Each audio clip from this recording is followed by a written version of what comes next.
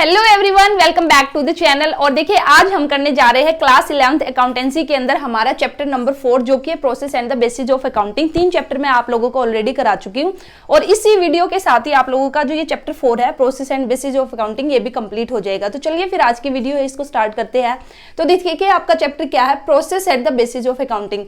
तो इस चैप्टर के अंदर हम बेसिकली डिस्कस करेंगे, यहाँ पे चर्चा करेंगे कि जो अकाउंटिंग है उसकी प्रोसेस क्या है और इसी के साथ ही हमारा जो अकाउंटिंग है उसका बेस क्या है, बेसिस क्या है, किस बेसिस पे हम जो अकाउंटिंग है वो करते हैं, जो रिकॉर्डिंग करते हैं।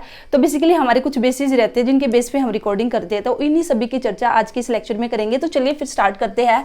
तो प्रोसेस ऑफ अकाउंटिंग की बात करती हूँ तो आपने फर्स्ट चैप्टर ही किया था जिसके अंदर आपने अकाउंटिंग का मीनिंग किया था और वहां पे भी हमने प्रोसेस की बात की थी जिसमें मैंने आप लोगों को एक कोड बताया था। ठीक है, तो उस कोड में बेसिकली उस कोड को मैंने आपको क्या कहा था कि भी अगर आपने इस कोड को लर्न कर लिया तो एक तरह से आपने जो प्रोसेस है वो अकाउंटिंग ही कर ली। तो उसी कोड में से एक तरह से हम बिल्कुल सेम ही बोल सकते हैं।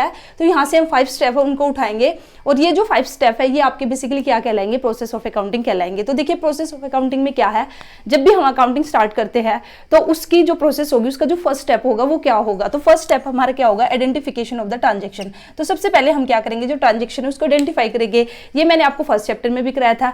तो आइडेंटिफिकेशन ऑफ ट्रांजेक्शन का मतलब क्या है कि भी सबसे पहले हम देखेंगे कि भी जो भी ट्रांजेक्शन हुई है क्या वो बिजनेस से रिलेटेड है या फिर नहीं है, और इसी के साथ ही उसकी कुछ मॉनेटरी टर्म्स, उसकी मॉनेटरी वैल्यू होनी चाहिए। तो हम सिर्फ उन्हीं ट्रांजेक्शन को रिकॉर्ड करते हैं जिसको हम in the terms of money measure कर सकते हैं। अगर कोई ट्रांजेक्शन हुई है उसकी मॉनेटरी वैल्यू है तो ही उसको रिकॉर्ड करेंगे, अगर उसकी मॉनेटरी वैल्यू नहीं है तो उसको हम रिकॉर्ड नहीं करेंगे। तो फर्स्ट स्टेप हमारा क्या है, आइडेंटिफाई करना वे ट्रांजेक्शन जिसकी क्या है, एक मॉनेटरी वैल्यू है। तो मॉनेटरी वैल्यू कैसे होगी, तो यहाँ पे बेसिकली हम क्या करेंगे कि भी जो भी ट्रांजेक्शन हुई है, ट्रांजेक्शन का मतलब जो भी लेन देन हुआ है, जैसे मैंने कुछ भी खरीदा है बेचा है, एक बिजनेस ऑर्गेनाइजेशन के अंदर कुछ भी खरीदा है बेचा है, जैसे फॉर एग्जांपल मशीनरी है, मशीनरी परचेज की हमने। ठीक है, तो जो हमने मशीनरी परचेज किया है तो भाई उसका क्या होगा, एक बिल होगा। तो बिल से ही कहीं ना कहीं हमारा जो हम एक आइडिया लगाएंगे या हम बोल सकते हैं कि भी ये ट्रांजेक्शन हुई है। अब जैसे मैनेजर है, मैनेजर ने आके ओनर से कहा कि भी मैंने 5 लाख की मशीनरी परचेज किया। अब ओनर कहेगा कि भी मैं कैसे विश्वास करूं कि तूने 5 लाख की मशीनरी परचेज किया है, तो वो वहां पे उसको एक बिल दिखाएगा। ठीक है, तो बिल बेसिकली क्या काम करेगा, बिल एक सोर्स डॉक्यूमेंट का काम करेगा कि भी एक सोर्स है, इस सोर्स के थ्रू ही, सोर्स का मतलब यहाँ पे बेसिकली क्या, सोर्स डॉक्यूमेंट का मतलब क्या है कि भी वह डॉक्यूमेंट जो एक एविडेंस प्रोवाइड करेगा कि भी हाँ ये ट्रांजेक्शन हुई है। तो वो सोर्स डॉक्यूमेंट आपके क्या क्या हो सकते हैं, जैसे अभी मैंने आपको बिल कहा कि भी बिल के बेस पे हम क्या करेंगे, फिर आगे फर्दर जो हम रिकॉर्डिंग करेंगे बुक्स ऑफ अकाउंट्स के अंदर तो वो बिल के बेस पे करेंगे। या फिर जैसे आपने सेल की है तो सेल इनवॉइस होगा, आपका परचेज इनवॉइस होगा, पे इन स्लिप है, कैश बुक आपकी या फिर पासबुक है। तो ये सारे के सारे क्या है, ये आपके सोर्स डॉक्यूमेंट कहलाएंगे। बेसिकली सोर्स डॉक्यूमेंट का मतलब क्या, मैंने क्या बताया, सोर्स डॉक्यूमेंट का मतलब कि भी ऐसे डॉक्यूमेंट जो प्रोवाइड करते हैं एविडेंस कि हाँ भाई ये ट्रांजेक्शन हुई है। फिर उन सोर्स डॉक्यूमेंट के बेस पे आगे हम क्या करते हैं, रिकॉर्डिंग करते हैं। ठीक है, उसके बाद जो नेक्स्ट स्टेप होगा वो हमारा क्या होगा, प्रिपरेशन ऑफ द वाउचर्स। अब हम क्या करेंगे, जो सोर्स डॉक्यूमेंट हमारा आया है, ठीक है, उस सोर्स डॉक्यूमेंट के बेस पे अब हम क्या करेंगे, वाउचर प्रिपेयर करेंगे। तो वाउचर प्रिपेयर करने का मतलब क्या है, देखिए हमने बात की थी कि भी हम जब भी रिकॉर्ड करते हैं कोई भी ट्रांजेक्शन हुई, अगर हम उसको रिकॉर्ड करते हैं, ठीक है, तो मैंने आपको एक अकाउंटिंग प्रिंसिपल कराया था जिसमें मैंने आपको बताया था कि भी कोई भी अगर ट्रांजेक्शन हुई है तो वो 2 अकाउंट्स को अफेक्ट करती है। एक अकाउंट डेबिट होगा तो दूसरा अकाउंट क्या होगा, क्रेडिट होगा। तो अब जो हम डेबिट और क्रेडिट करेंगे वो किस बेस पे करेंगे, तो यहाँ पे बेसिकली हमारा सेकंड स्टेप क्या होगा, वाउचर्स हम प्रिपेयर करते हैं और वाउचर्स में हम डिसाइड करते हैं कि भी कौन सा अकाउंट हमारा डेबिट होगा, कौन सा अकाउंट हमारा क्या होगा, डेबिट होगा, क्रेडिट होगा। फिर उस वाउचर्स के बेस पे आगे जब हम जर्नल के अंदर जाएंगे, आगे जो हमारे बुक्स ऑफ अकाउंट्स है उसके अंदर हम क्या करेंगे, रिकॉर्डिंग हम करेंगे। ठीक है, तो सेकंड स्टेप बेसिकली क्या होगा, प्रिपरेशन ऑफ द वाउचर्स, और जिसमें हम डिसाइड करेंगे कौन सा अकाउंट हमारा डेबिट होगा, कौन सा अकाउंट हमारा क्रेडिट होगा। और डिसाइड करने का मतलब ये है थोड़ी ना कि अपने मन से डिसाइड कर लिया, आगे आप करोगे टाइप्स ऑफ अकाउंट से, आगे नेक्स्ट चैप्टर होगा जो आगे मैं आपको बताऊंगी, फिर वहां पे हमारे कुछ रूल्स गिवन होंगे, उन रूल्स को आपको फॉलो करना है और वे रूल्स आपको बताएंगे कि भी किस अकाउंट को आपको डेबिट करना, किस अकाउंट को आपको क्रेडिट करना। ठीक है, उसके बाद नेक्स्ट स्टेप क्या होगा, recording in the books of the original entry. अब फाइनली हम क्या करेंगे, जो हमारी बुक्स ऑफ अकाउंट्स है उसके अंदर जो ट्रांजेक्शन हुई है, जैसे मैंने मशीनरी परचेज की, ठीक है, अब उस ये जो ट्रांजेक्शन हुई है उसको मैं फाइनली रिकॉर्ड करूंगी किसमें, books of original entry. Books of original entry किसको बोलते हैं, जिस बुक्स में हम फर्स्ट टाइम रिकॉर्डिंग करते हैं, सबसे पहले जहां पे हम रिकॉर्डिंग करते हैं उसको हम बोलते हैं बुक्स ऑफ ओरिजिनल एंट्री, या फिर हम इसको क्या बोलते हैं, इसको हम बोलते हैं जर्नल। तो हमारी जो फर्स्ट रिकॉर्डिंग होगी वो कहाँ पे होगी, जर्नल में होगी। इसी के साथ ही आपको यहाँ पे याद याद रखना है कि भाई अगर एक स्मॉल ऑर्गेनाइजेशन है तो वो एक जर्नल है उसका यूज करेगी, ठीक है। जर्नल का मतलब क्या है कि भाई आपके एक ये बुक्स है, एक बुक है, इसके अंदर आप सारी की सारी रिकॉर्डिंग करोगे। लेकिन वहीं पर अगर एक लार्ज ऑर्गेनाइजेशन है तो वो उस केस में क्या करेगी, इस जर्नल को भी सब डिवाइड कर लेगी इनटू डिफरेंट सब्सिडरी बुक्स के अंदर। हम एक नाम और देंगे जिसको हम बोलते हैं सब्सिडरी बुक है, कि भाई देखिए जो छोटी ऑर्गेनाइजेशन है वो तो एक बुक में जो भी परचेज हुई है, परचेज को भी इसने इसी बुक में दिखा दिया, सेल को भी इसी बुक में दिखा दिया, कोई यहाँ पे उधार में खरीदा है या फिर उधार में बेचा है वो भी यहाँ पे दिखा दिया। इसी के साथ ही आपका कोई भी कैश में ट्रांजैक्शन हुई है वो भी यहाँ पे दिखा दी। एक छोटी सी ऑर्गेनाइजेशन है तो वो तो बस ये एक ही बुक मेंटेन कर लेगी जिसको हमने नाम दे दिया जनरल। लेकिन अगर एक है बिग ऑर्गेनाइजेशन, एक लार्ज ऑर्गेनाइजेशन है जहां पे आप एक दिन के अंदर ही काउंट नहीं कर सकते कि भाई कितनी ट्रांजेक्शन हुई है, कितनी बार सेल हुई है, कितनी बार परचेज हुई है, तो उस केस में फिर बिग ऑर्गेनाइजेशन क्या करती है, जो जर्नल है ना इसको ही फर्दर डिवाइड कर लेती है अलग अलग बुक्स के अंदर, और उन बुक्स को हम बोलते हैं सब्सिडरी बुक।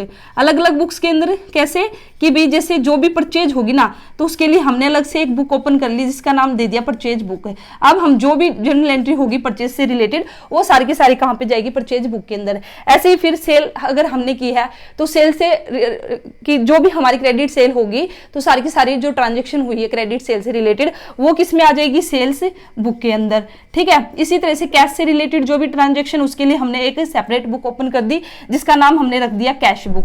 तो ये जो बुक है जैसे परचेज बुक है, सेल बुक है, आपका कैश बुक है, इन्हीं को हमने क्या कहा, सब्सिडरी बुक, या फिर इनको स्पेशल जर्नल भी हम बोलते हैं।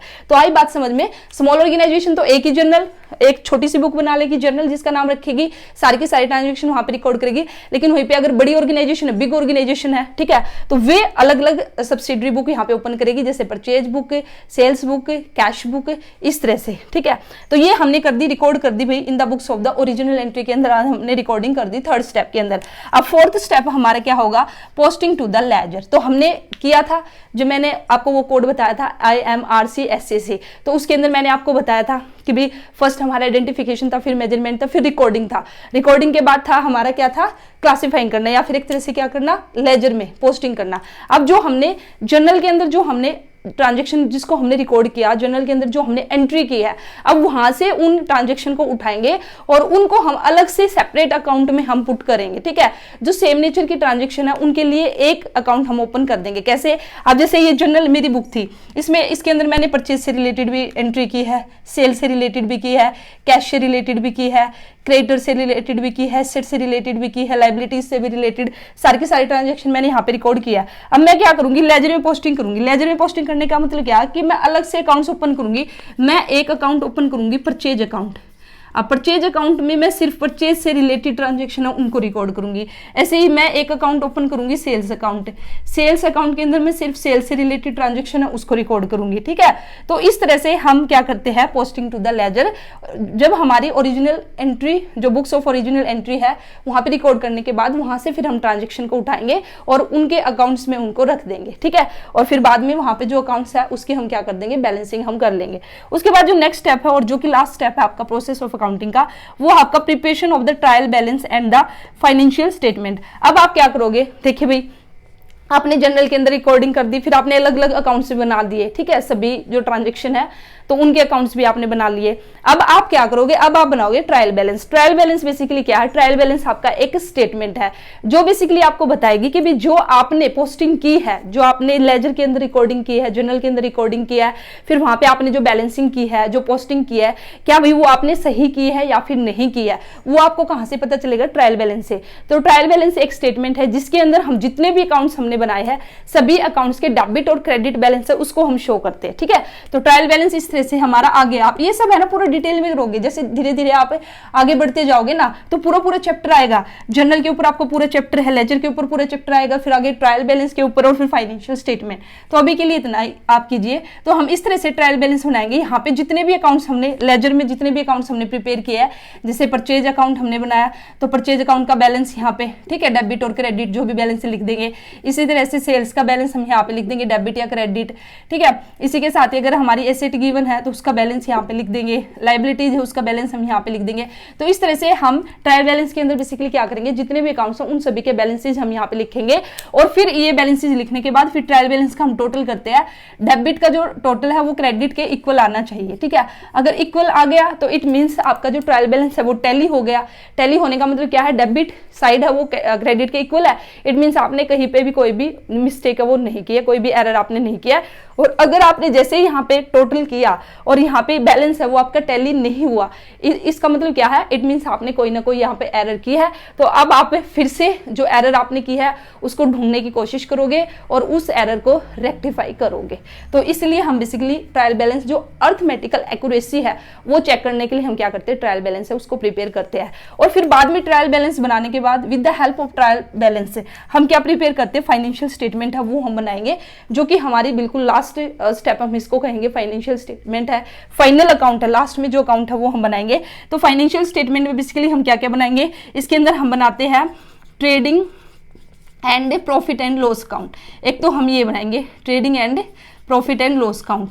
ये बेसिकली हमें क्या बताएगा, ये बताएगा प्रॉफिटेबिलिटी ऑफ अ बिजनेस। एक बिजनेस की प्रॉफिटेबिलिटी अगर आप जानना चाहते हैं, प्रॉफिटेबिलिटी का मतलब क्या है कि भाई एक बिजनेस है उसको कितना प्रॉफिट हुआ कितना लॉस हुआ है, तो वो आपको कहाँ से पता चलेगा, trading and profit and loss account से। इसी के साथ ही फाइनेंशियल स्टेटमेंट में हम एक स्टेटमेंट बनाएंगे, हम क्या बनाएंगे, एक बैलेंस शीट हम बनाएंगे। तो बैलेंस शीट हम किस लिए बनाते हैं, बैलेंस शीट हम बनाएंगे जो एक ऑर्गेनाइजेशन है उसकी फाइनेंशियल पोजीशन जानने के लिए, उसके पास वेल्थ कितनी है, उसकी एसेट कितनी है, उसकी लायबिलिटी कितनी है।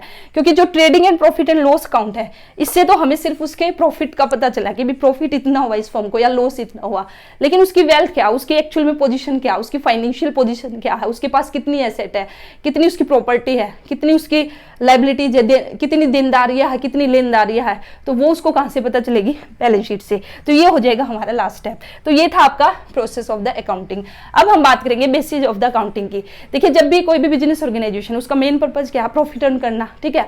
तो भाई प्रॉफिट अर्न करने के लिए अब जो भी एक बिजनेस ऑर्गेनाइजेशन के अंदर जो भी ट्रांजेक्शन होगी उसको हमें रिकॉर्ड करना पड़ेगा।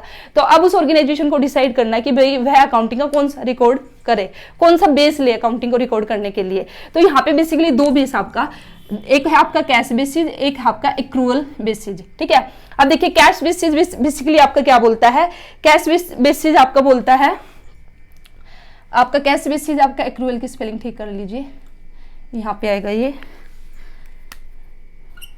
एक्रूअल, ठीक है। तो देखिए कैश बेसिस आपका यहाँ पे कैश बेसिस क्या बोलता है, कैश बेसिस बोलता है कि भाई आपको जो भी ट्रांजैक्शन रिकॉर्ड करनी है वो कैश बेस पे रिकॉर्ड करनी है। तो कैश बेस पे रिकॉर्ड करने का मतलब क्या है कि भाई अगर आपको कैश मिला है या फिर आपने कैश में पेमेंट की है तो उन ट्रांजेक्शन को आप रिकॉर्ड करो, ठीक है। अगर कोई ऐसी ट्रांजेक्शन है या फिर मैं कहूँ जो क्रेडिट ट्रांजेक्शन है उनको आपको रिकॉर्ड नहीं करना, क्रेडिट ट्रांजेक्शन है उनको इग्नोर करना है। ये आपका बेसिकली क्या बोलता है, कैश बेसिस बोलता है। वहीं पे एक्रूअल बेसिस क्या बोलता है कि भाई आपको सारी की सारी जो ट्रांजेक्शन है वे सभी ट्रांजेक्शन आपको रिकॉर्ड करनी है। आपको ये नहीं देखना कि भाई आपको कैश मिला या नहीं मिला, ठीक है। कैश मिले या न मिले, या मैं यहाँ पे बोल सकती हूँ कैश एज वेल एज जो क्रेडिट ट्रांजेक्शन है उन सभी को आपको क्या करना, रिकॉर्ड करना है। तो ये आपका क्या कहलाएगा, एक्रूअल बेसिस। तो यहाँ पे जो इंपॉर्टेंट क्वेश्चन आप लोगों के लिए बनेगा वो बनेगा difference between cash basis and the accrual basis. तो डिफरेंस हम कर लेते हैं। तो देखिए फर्स्ट जैसे कि मैंने आपको बता दिया कैश बेसिस का मतलब क्या, record only the cash transaction. आपको सिर्फ और सिर्फ जो कैश में जो ट्रांजेक्शन हुई है उसी को रिकॉर्ड करना। अगर आपने जैसे आपने परचेज किया, अगर आपने कैश में परचेज की है तो आप रिकॉर्ड करोगे, और अगर आपने क्रेडिट में परचेज किया, उधार में अगर आपने सामान खरीदा तो आप उसको रिकॉर्ड नहीं करोगे। ये कौन बोलता है, कैश बेसिस बोलता है। लेकिन उसके उल्टा एक्रूअल बेसिस क्या बोलता है कि भाई चाहे आप कैश में खरीदो या फिर आप उधार में खरीदो, आपको सभी को रिकॉर्ड करना। चाहे मैं कैश में खरीदती हूँ या कैश में बेचती हूँ या फिर उधार में बेचती हूँ, तो सभी को मैं क्या करूंगी, रिकॉर्ड करूंगी, ठीक है। तो बस आपको नाम से ही पता करना, से ही पता चल जाएगा आपको कैश का मतलब क्या, कि भी अगर कैश की बात होगी, कैश आया है गया है तो रिकॉर्ड करोगे, अदरवाइज आप नहीं करोगे। लेकिन एक्रूअल ने क्या कहा कि भी ऐसा कुछ नहीं है, आपको सभी को रिकॉर्ड करना। अब देखिए ओनली दोज इनकम और expenses are recorded which have been received और पेड इन कैश। तो वही सेकंड डिफरेंस क्या बना कि भाई वह इनकम और वह एक्सपेंसेस आपको रिकॉर्ड करना है जो आपको कैश में मिला है या फिर आपने कैश में पेमेंट किया है। किस इनकम को आप रिकॉर्ड करोगे, अगर वो आपको कैश में मिली है तो आप उसकी रिकॉर्डिंग करोगे। किस एक्सपेंसेस को रिकॉर्ड करोगे? अगर आपने कैश में एक्सपेंस की पेमेंट की है तो आप उस एक्सपेंस को रिकॉर्ड करोगे, अदरवाइज आप नहीं करोगे। वहीं पे एक्रूअल बेसिस क्या बोलता है? All income. देखिए, all income and the expenses are recorded whether cash has been received और paid for them or not. चाहे भी आपने चाहे आपको कोई इनकम मिली है, चाहे आपने कोई भी एक्सपेंस किया, अगर आपने कैश में भी दिया है या नहीं भी दिया है कैश में, कोई फर्क नहीं पड़ता, भी आपको रिकॉर्ड करना। सभी को आपको क्या करना? ऑल इनकम और एक्सपेंसेस है उसको रिकॉर्ड आपको करना है। उसके बाद नेक्स्ट क्या है? Not take into consideration outstanding expense, prepaid expenses, accrued income, income received in advance. तो भाई अगर मैं कैश बेसिस की बात करती हूं तो जो कैश बेसिस है, ठीक है, this basis does not take into consideration the outstanding expenses. भी आउटस्टैंडिंग एक्सपेंसेस का मतलब क्या? वे एक्सपेंसेस जो हमारे ड्यू हो चुके हैं बट हमने पेमेंट नहीं की, ठीक है। जैसे कि भी रेंट है, अब मुझे 1 साल के रेंट की पेमेंट करनी थी, ठीक है, और मैंने 8 महीने का तो पे कर दिया है, 4 महीने का मैंने नहीं किया और मेरा टाइम हो चुका है, 12 महीने में रह चुकी हूँ उस घर के अंदर और 8 महीने की पेमेंट कर दी है, 4 की नहीं किया। इट मीन्स जो 4 महीने का जो पेमेंट जो रेंट है वो क्या है? मेरे लिए आउटस्टैंडिंग एक्सपेंसेज है, ड्यू हो चुका बट मैंने उसकी पेमेंट नहीं किया। प्रीपेड का मतलब क्या है कि भी एडवांस में पेमेंट कर दी, ठीक है।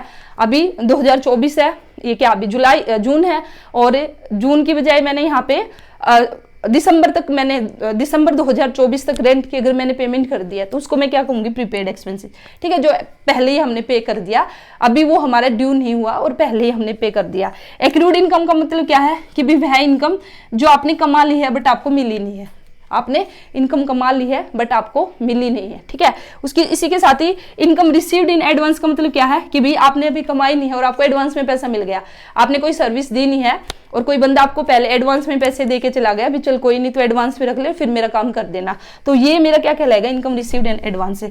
तो यहाँ पे कैश बेसिस में क्या? कैश बेसिस इन सबको एक तरह से कंसीडर नहीं करती, क्योंकि कैश बेसिस ने तो क्या कहा कि जो कैश मिलेगा तभी रिकॉर्ड करेंगे हम। अब जैसे आउटस्टैंडिंग एक्सपेंसेस की बात की तो उसमें आउटस्टैंडिंग एक्सपेंसेस में जैसे मैंने अभी रेंट की बात की, 8 महीने की रेंट की मैंने पेमेंट की है, 4 महीने की मैंने नहीं किया, तो यहाँ पे जो 4 महीने का आउटस्टैंडिंग है वो कैश बेसिस है उसको रिकॉर्ड नहीं करेगा, वो सिर्फ 8 महीने का मैंने कैश में पे किया है तो वो सिर्फ 8 महीने के ही एक्सपेंसेस को रिकॉर्ड करेगा। इसलिए इस तरह के जो आइटम्स है, आउटस्टैंडिंग एक्सपेंसेस है, प्रीपेड है, एक्रूड है, इनकम रिसीव्ड इन एडवांस, एक तरह से इनको जो कैश बेसिस है वो does not take into consideration.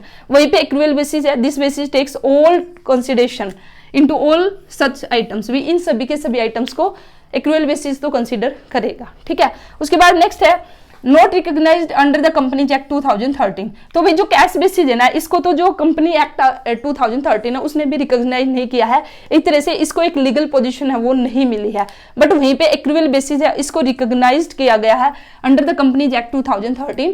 तो कंपनी एक्ट 2013 भी कहता है जो भी बिजनेस ऑर्गेनाइजेशन है भाई उसको कौन सा बेसिस फॉलो करना है? एक्रूअल बेसिस फॉलो करना है, न कि कैश बेसिस। इस तरह से जो एक्रूअल बेसिस है इसकी अपनी क्या है? इसकी अपनी एक लीगल पोजीशन है, ठीक है, बट वहीं पे जो हमारा कैश बेसिस है इसकी लीगल पोजीशन नहीं है। इसी के साथ ही नेक्स्ट है हमारा do not ascertain the true profit and the loss. जो कैश बेसिस है ये हमारा एक क्या करेगा? जो कैश बेसिस है ये हमारा जो ट्रू प्रॉफिट और लॉस है उसको सर्टेन नहीं करता है, ठीक है। क्यों नहीं करता है? क्योंकि अभी मैंने बात की जो सिर्फ जो कैश ट्रांजैक्शन है उसी को रिकॉर्ड करेंगे। अब जैसे रेंट की बात की थी, 8 महीने की रेंट की पेमेंट की है, 8 महीने का रेंट है जो उसकी पेमेंट की है, 4 महीने की पेमेंट नहीं की है, तो ये सिर्फ 8 महीने के रेंट है उसी 8 महीने का एक्सपेंस ही दिखाएगा, 4 महीने का नहीं दिखाएगा। तो इस तरह से ये हमारा जो ट्रू एक तरह से प्रॉफिट और लॉस है उसको सर्टेन नहीं करेगा, वहीं पे जो एक्रूअल बेसिस है ये ट्रू प्रॉफिट एंड लॉस है उसको शो करेगा। अब उसके बाद नेक्स्ट शायद आपको दिखाई नहीं देगा 6 point, suitable for the professional like the doctors lawyers. तो कैश बेसिस कहाँ पे सुटेबल होगा? जो प्रोफेशनल है, जहाँ पे 100% कैश में ही लेन देन होगा, तो वहां पे हमारा क्या होगा? ये सुटेबल होगा। जैसे डॉक्टर्स है, लॉयर्स है, हम डॉक्टर के पास जाते हैं चाहे पैसा हो या ना हो, तो कभी भी वहां पे बहुत ही रेयर होगा कि भी उधार में हम ट्रांजैक्शन करेंगे या डॉक्टर को कहेंगे 10 दिन बाद देंगे, 15 दिन। डॉक्टर तो यहाँ एटलीस्ट भी पहले आपको पैसे जमा कराने पड़ते हैं, उसके बाद आपका ट्रीटमेंट होगा शुरू, ठीक है। तो इसलिए ये हमारा सूटेबल होगा for the professional like the doctors lawyers. वहीं पे अगर मैं बात करती हूँ एक्रूअल बेसिस की, तो ये आपका अडोप्टेड किया जाएगा बाय द बिजनेस एंटरप्राइज, ठीक है। अगर कोई भी बिजनेस ऑर्गेनाइजेशन है जिसका मोटिव क्या है? प्रॉफिट अर्न करना, तो उसको कौन सा बेस यहाँ पे अडॉप्ट करना होगा? Accrual basis. और इसी के साथ एक लास्ट और आपका हाइब्रिड। एक और है आपका हाइब्रिड बेसिस। अब ये क्या है, देखिए भाई हाइब्रिड जो बेसिस है आपका, ये बेसिकली क्या है, ये दोनों का यहाँ पे कॉम्बिनेशन है, ठीक है। हाइब्रिड जो बेसिस है ये आपका, या फिर इसको मिक्स्ड बेसिस भी हम बोलते हैं, इसको मिक्स्ड बेसिस भी हम बोलते हैं, ठीक है। थर्ड जो बेसिस है, दो बेसिस तो हमने कर लिए, कैश बेसिस और एक्रूअल बेसिस। अब थर्ड है हमारा हाइब्रिड या फिर मिक्स्ड बेसिस भी हम इसको बोलते हैं। ये हमारे क्या कॉम्बिनेशन है, दोनों का ही मिक्सर है, इसलिए इसका नाम मिक्स्ड बेसिस पड़ा या फिर हाइब्रिड।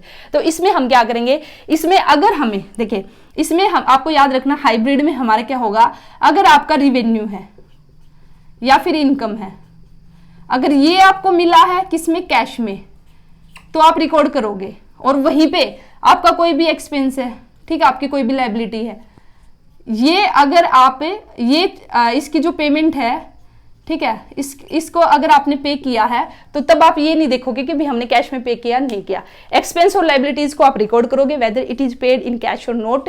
किसको, एक्सपेंस और लायबिलिटीज को, अकॉर्डिंग टू हाइब्रिड या फिर मिक्स्ड बेसिस के अकॉर्डिंग। और रिवेन्यू और इनकम है, ठीक है, वो आपको अगर कैश में मिलती है तो ही आप रिकॉर्ड करोगे। अगर आपको रिवेन्यू इनकम है वो कैश में नहीं मिला है तो फिर आप उसको रिकॉर्ड नहीं करोगे। इसलिए इसमें दोनों का कॉम्बिनेशन है ना, तो कैश भी फॉलो कर लिया इसने, इनकम और रिवेन्यू के केस में तो इसने कैश बेसिस को फॉलो कर लिया, और जब एक्सपेंसेस और लायबिलिटीज की बात आई तो तब इसने एक्रूअल बेसिस को फॉलो कर लिया, ठीक है।